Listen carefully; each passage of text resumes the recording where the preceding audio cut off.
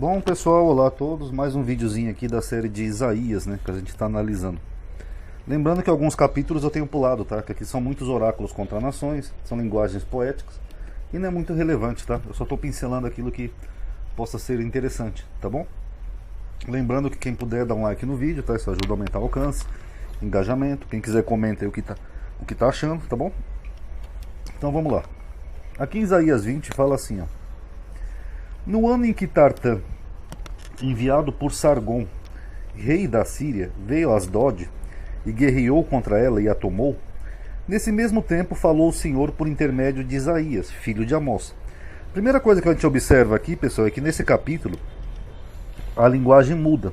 Aqui, em vez do autor falar em primeira pessoa, ele está falando em terceira pessoa.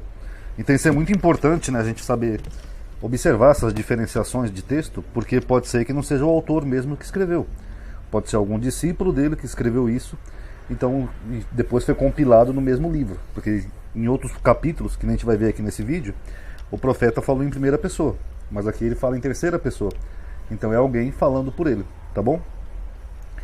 Vai, solta o cilício de teus lombos e descalça os sapatos dos teus pés. Ele mandou ele tirar a roupa e tirar o calçado. E ele assim o fez, indo nu e descalço. Então o profeta Isaías ficou pelado, nu e descalço. Então disse o Senhor: assim como meu servo Isaías andou 3 anos nu e descalço, por sinal e prodígio sobre o Egito e sobre a Etiópia. Então o que acontece aqui? Isso aqui é um sinal de que Deus ia castigar a Etiópia através do Egito. Ou ao contrário, né? Castigar o Egito sobre a Etiópia. Mas enfim.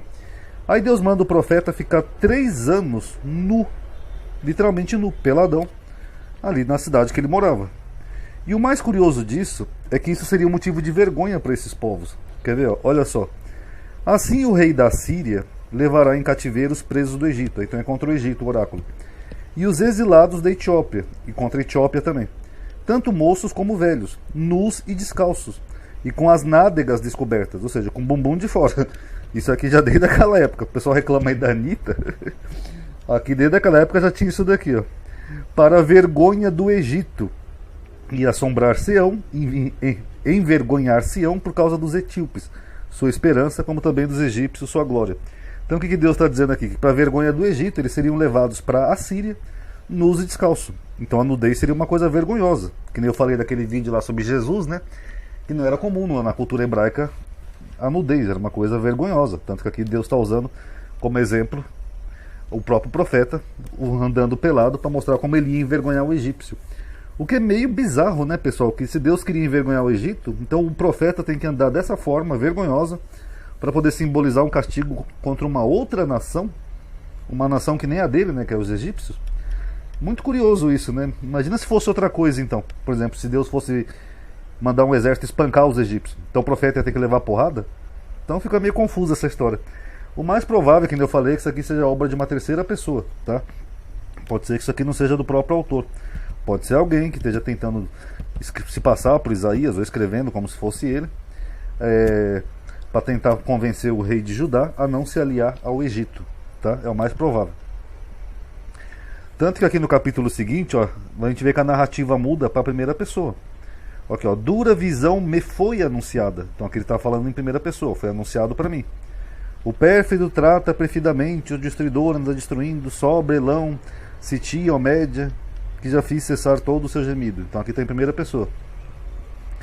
Esse versículo aqui do capítulo 24, pessoal, me chamou a atenção, que diz que algumas seitas utilizam esse versículo para tentar dizer que é um apocalipse, que a Terra ia ficar desabitada, o planeta Terra. Que fala assim, ó: eis que o Senhor esvazia a terra e a desola, e transforma a sua superfície. Só que terra aqui, Eretz, em hebraico, é geralmente a terra de Israel, não é todo o planeta. Tanto que aqui na continuidade do versículo ele diz assim, ó: e dispersa os seus moradores, que são os moradores ali de Judá. Então é disso que o autor está falando. Até porque se fosse todo o planeta Terra que Deus fosse esvaziar, ele ia dispersar os moradores para onde? Para outro planeta?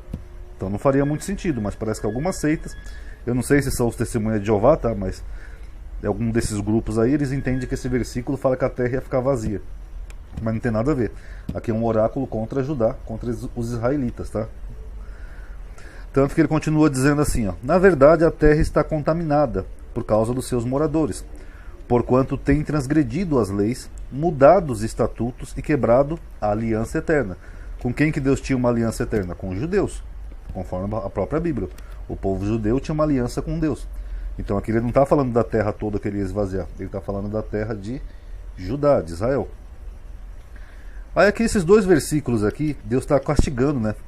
Ele está mandando, ele está dizendo que ele vai trazer coisas ruins para os israelitas e está ameaçando, né? Tirar festa, tirar muro, tirar tudo. E olha que curioso, ele fala assim, ó: com canções não beberão vinho. Então ele está ameaçando o povo de ficar sem vinho. Bebida forte, a bebida forte será amarga para os que a beberem. E aqui no versículo 11 ele fala: há lastimoso clamor nas ruas por falta de vinho. Toda alegria se escureceu, desterrou-se o gozo da terra. Quer dizer, Deus vai castigar o povo deixando ele sem vinho, como se fosse uma coisa grave. Então aí eu pergunto, cadê o Malafaia para chamar Deus de cachaceiro? Que o Malafaia fez aquele vídeo, né, descendo a lenha no Lula porque o Lula é cachaceiro.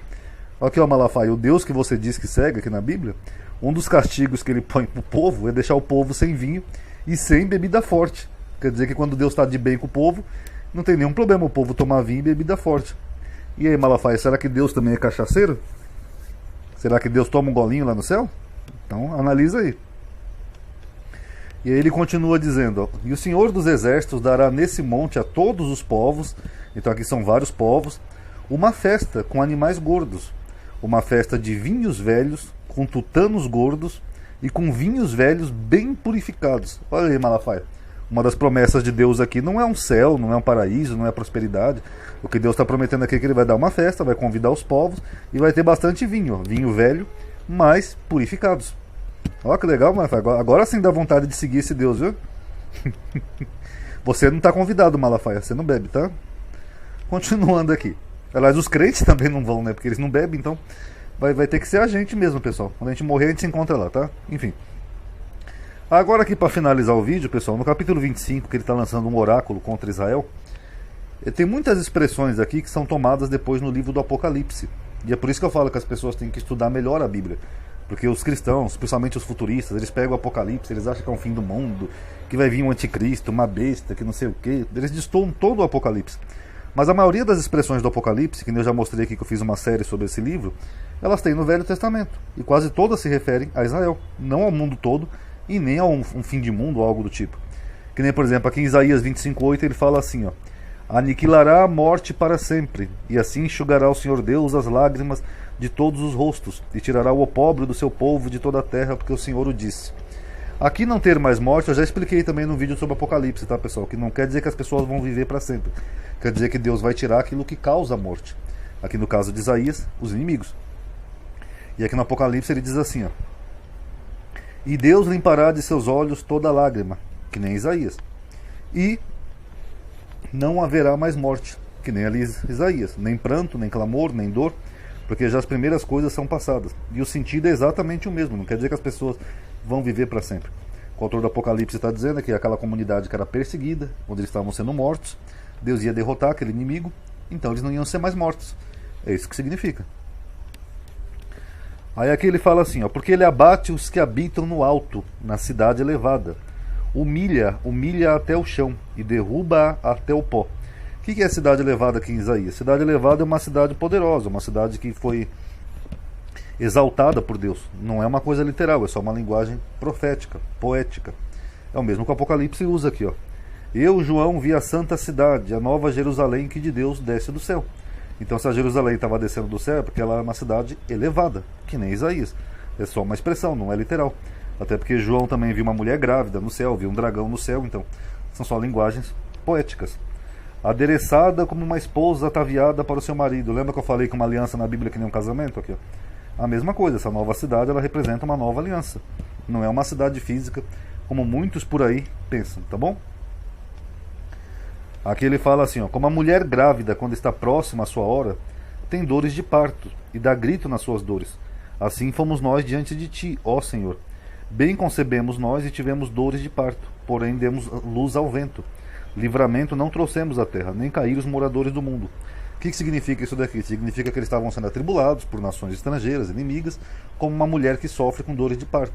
Só que a mulher, no caso, era para gerar um salvador, alguém que fosse libertar eles dos inimigos, e aqui nesse contexto de Isaías, não veio, porque eles pariram o vento. É o mesmo aqui em Apocalipse, ó.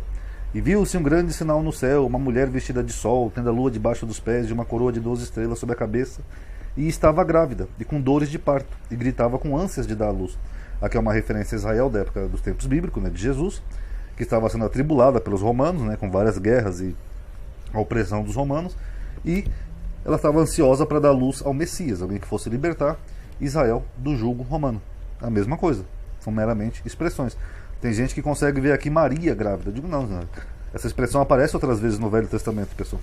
É só dar uma lidinha melhor aí na Bíblia. E por fim aqui essa expressão, ó. Vai, pois, povo meu, entra nos teus quartos e fecha as tuas portas sobre ti, esconda-te só por um momento, até que passe a ira. Com quem que Deus está falando aqui? Com o povo judeu, Israel. Então por isso que ele usa essa expressão, povo meu, que era um povo. O mesmo acontece aqui no Apocalipse, ó. E ouvi outra voz do céu que dizia, sai dela, povo meu, para que não sejas participante dos seus pecados e para que não incorras nas suas pragas.